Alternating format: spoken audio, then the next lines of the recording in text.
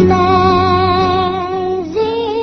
grace, how sweet the sound that saved a wretch like Hi, and welcome to Straight Talk About God video. I'm Jack. Hebrews 11, the heroes of faithing. I'm going to do 3 videos on 3 of the heroes of faithing. But as an adjunct to the heroes of faithing stories, I want to do a little introduction piece here. See, I want to look at Hebrews 11. The heroes are listed in Hebrews 11.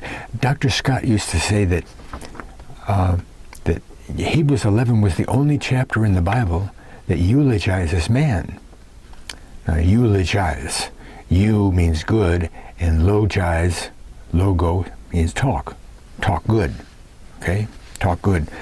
But to fully understand why the heroes were talked good about, we must understand what faith is. Okay? Unfortunately, what most teachers tell us is that verse 1, Hebrews 11:1, is the definition of faith. It's not. Even though it sounds like it means it's the definition, it's not the definition, as we'll see. It only tells us what faith leads to and what it shows us of the unseen world. Okay? Now we're going to have to go slow here. And we're going to use 3 boxes. 3 boxes. The first box is labeled believe in English letters. But it's a Greek word, okay? Remember that, Greek word. If we look into the believe box, we see only one thing. Some boxes have more than one thing. But in the believe box, there's only one thing, belief.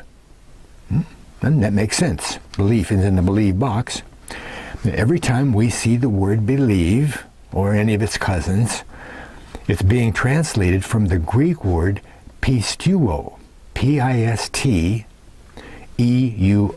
pisteuo. But hanging out of the corner of one of the corners of the box is a little tag that says from. From.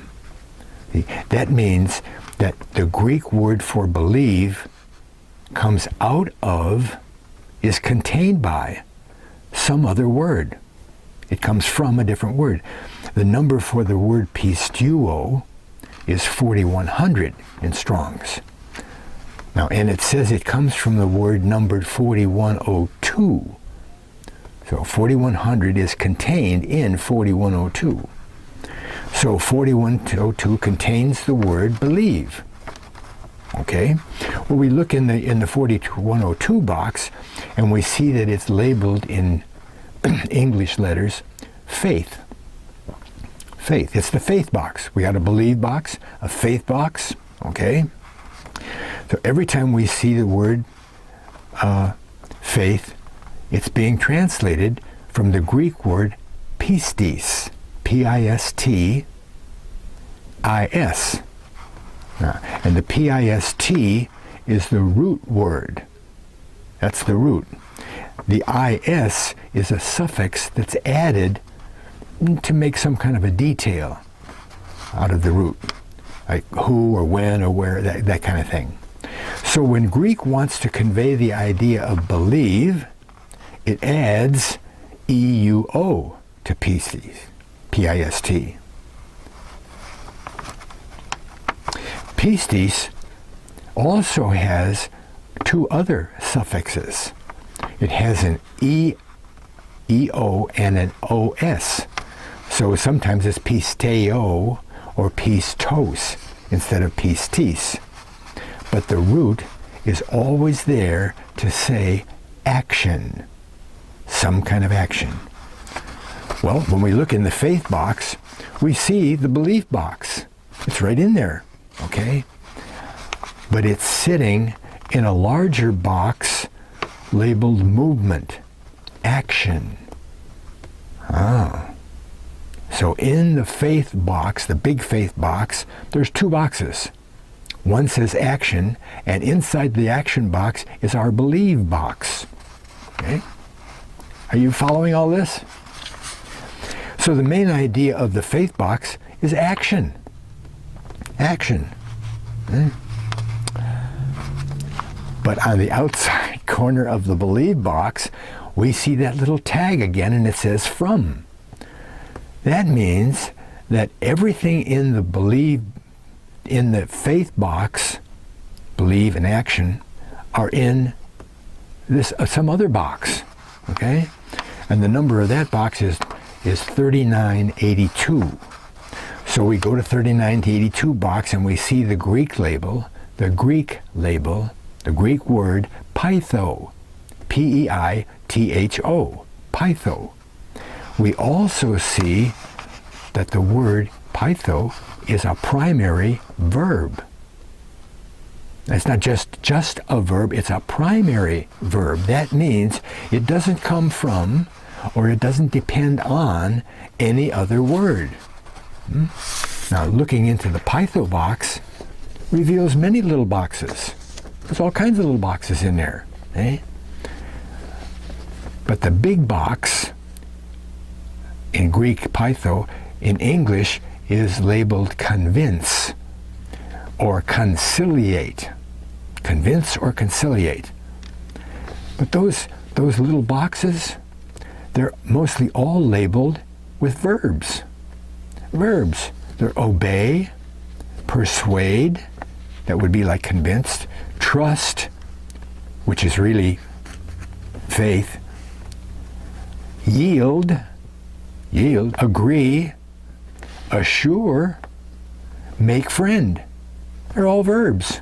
It's a primary verb, right? But in that primary verb box is this verb, this label, this box labeled trust. And that's where faith and belief are in, right? The Greek word for trust, which is the same as faith, okay?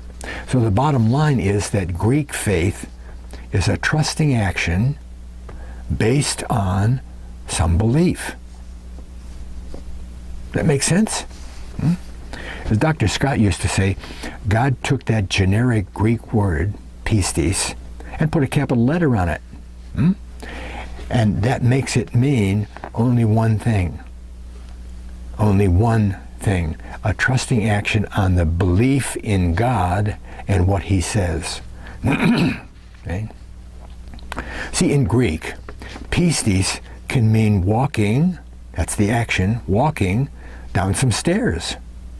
You pistis the stairs. Right? What's that based on? It's based on the belief that the stairs won't collapse and let you fall through. Okay? Walking, based on the belief, see? But let's put some image on that, okay? Picture a person walking down a flight of stairs, okay? Dum ba dum da dum da dum da dum. As he steps down, there's a point at which he is overbalanced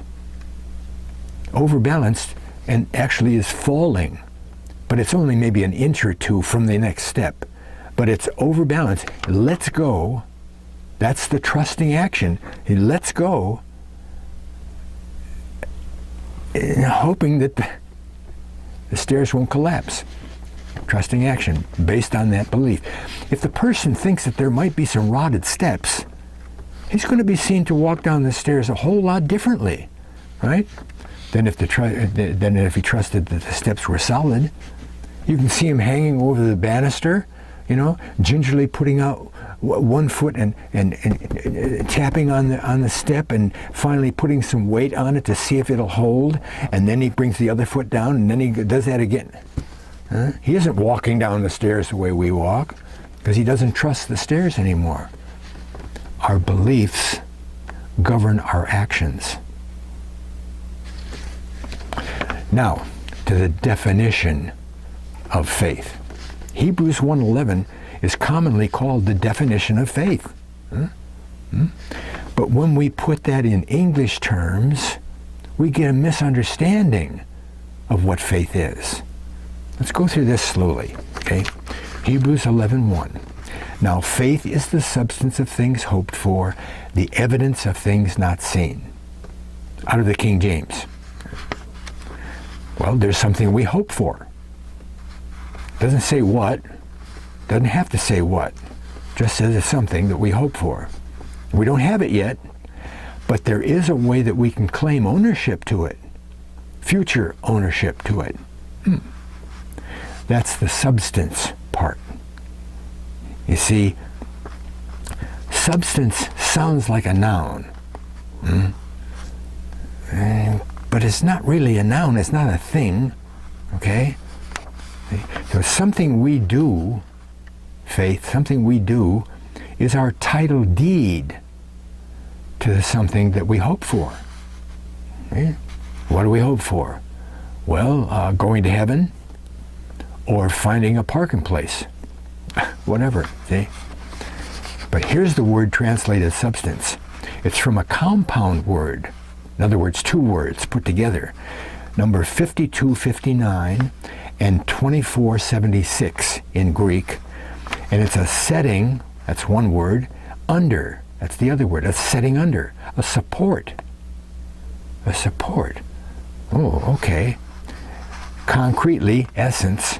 Abstractly, assurance. Assurance, and that's the one that fits the best, assurance. It's translated confidence, confident person, substance.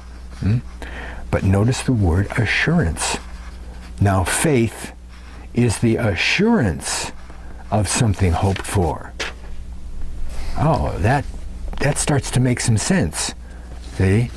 Substance, this glob of dough is the substance of a loaf of bread. You see, substance, it's not a really good translation. The assurance. This glob of dough is the assurance of a loaf of bread. Here's the rewrite. Now, a believing action, Pistis box, a believing action is the assurance of things hoped for. Oh, okay. But don't forget that the believing action is based not in some generic sense, but on something God has said. Okay? That means, rewrite, now, when acting on something God has said, we are assured the receipt of something we hope for. Still make sense? Hoped for. Well, what can that be? Again, anything that God has promised to give us or do for us. If you do this, I'll do that. Simple. The planting model. Okay, the planting model that was given to the Israelites is a good example of that. Right? God said, don't plant any crops on the 7th year. Whoa, is that hard to hear or what? Oh, don't plant any crops. What will we eat if we can't plant any crops? That's a pretty big obstacle, right? Not having any food. But as God does with all his promises, he makes up for what we want to see as a loss. Oh, but I can.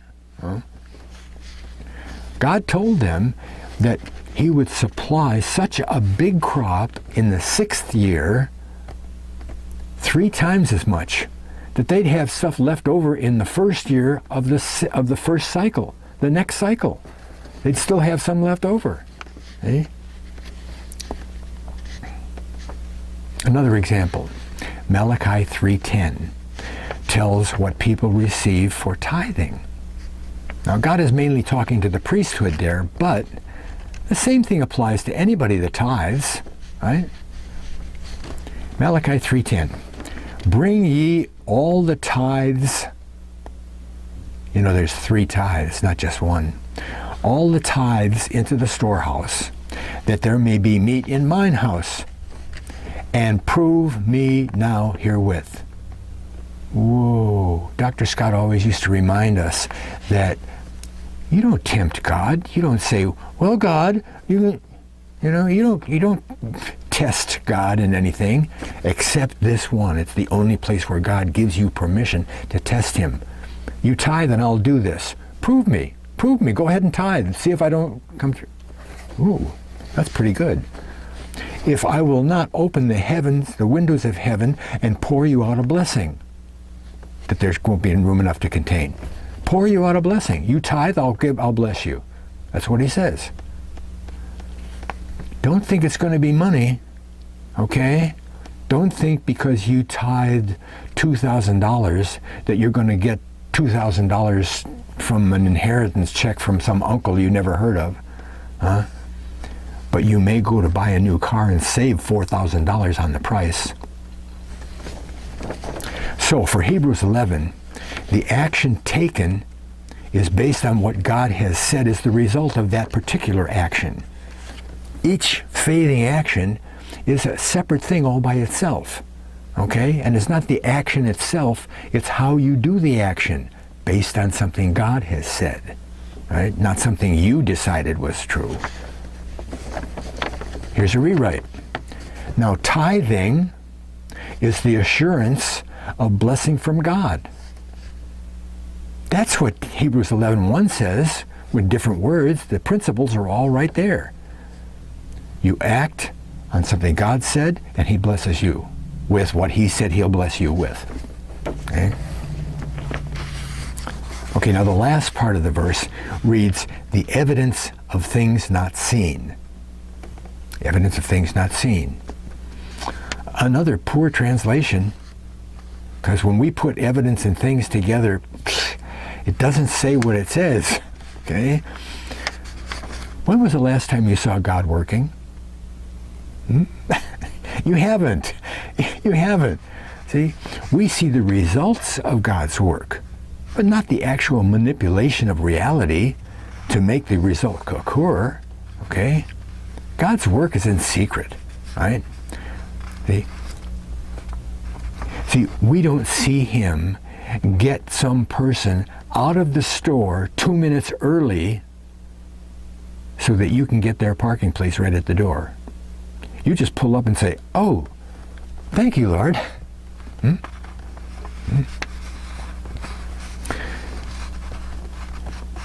So we're going to understand it a bit better if we insert the word faith and say faith is, okay? Faith is the evidence. The action is the evidence, the thing we can see. Faith is the evidence, the thing we can see of God's working, the thing we can't see. And things, lamps, flashlights, tomatoes, those are things, all right? It doesn't say things in Greek. The word for things is number 4229 in Greek, and it means practices. Those are verbs, things that are done. Things that are done, all right? Rewrite. Now, some action based on the belief in something God has said is our assurance of the promise of God and shows that he works on our trusting action to bring about his promise to us of the thing we hoped for. That's about 3 times as long as the verse, but that's what it says. That's the thing it says. And as I outlined in another video called God's Number One Message, faith, Greek faith, is spoken of later in verse 6, Hebrews 11:6.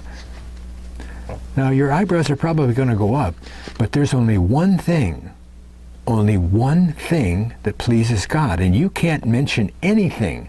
Nobody can come up with anything other than this one thing that pleases God. A lot of people are going to tell you, oh, well, that pleases God. No, it doesn't. Going to church every Sunday doesn't please God. What else have I got on my list here? Going to church, helping your neighbor cut his lawn. That's a nice thing. Doesn't please God. Starting up a kids' Christian service brigade at church. Whoa, yeah, that'll please God. How about camp counseling in the summer? Yeah, right. None of those, they're all good deeds, no doubt about that. But none of these will please God if they're not trusting Him to overcome some of the obstacles that are in the way of you doing that. All right? What does trusting really mean? It means giving up control. Giving some control of, there's something in the way and you can't do anything about it. It's the what if. Oh, well, what if, what if, what if? That's what we trust God to take care of. And trusting God is the only thing that pleases Him. None of the other, and nothing else that we can decide on doing will please God, unless it's based on something He has said to overcome the obstacles that are in the way. Okay?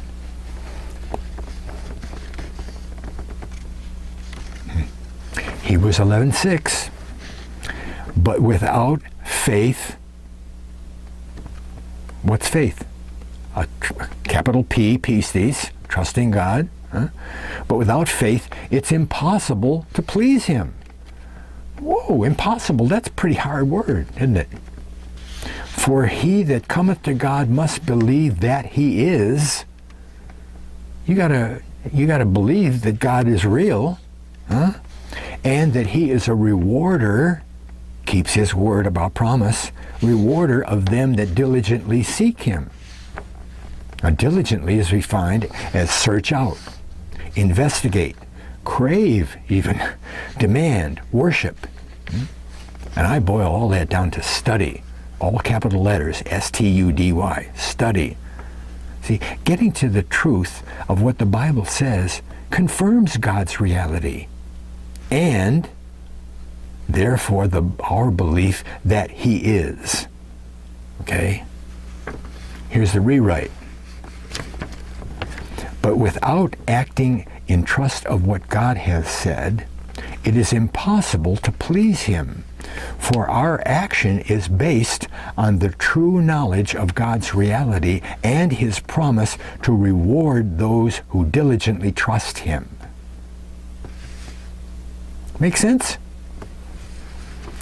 Well, now we have a basis for looking at the heroes of faith in chapter 11. Now, on your own, do some homework. You can look up each of the heroes that are listed there and see that it wasn't their belief in God.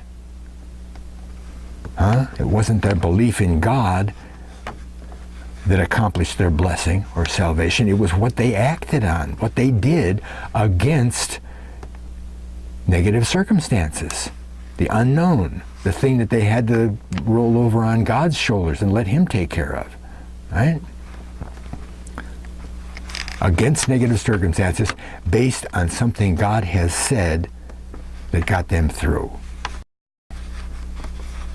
Well, by what action in verse 4 did Abel do that was pleasing to God? Well, it says he sacrificed the best lamb he had, whatever, and that pleased God. He sacrificed the best he had.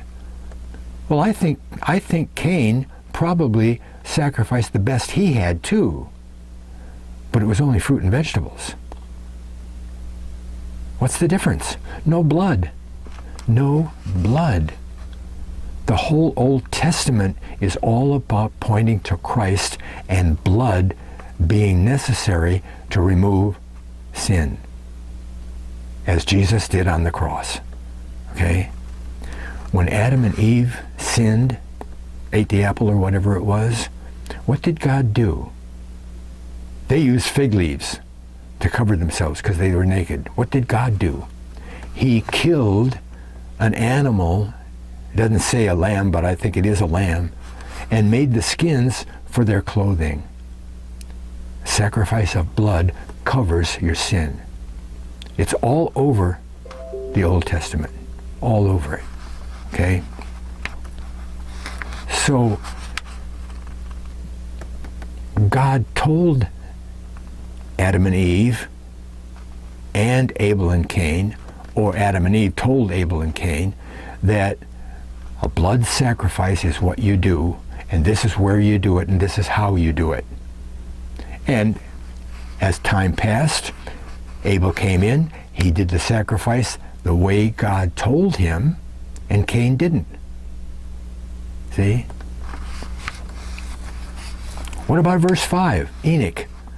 Boy, it doesn't say anything about Enoch, does it? You know, he was the son of, and he lived this long, and he didn't die. God took him away. Why? Because he walked and talked with God. Now you expand that out to his whole life. He walked and talked with God. Well, God, what do you think about this? Blah, blah, blah, blah. Huh? Both these guys did what they did according to what God had told them was the way to do it. Right? They lived by God's word. Even when it looked hard or even dangerous to do it that way. Right? Noah, build an ark. It'll only take you 115 years, but do it. Okay. Huh? Now, I'm only going to do 3 videos on the heroes: Elijah, Rahab, and Daniel. And I'll see you on Elijah's story. Thanks a lot for watching. God bless.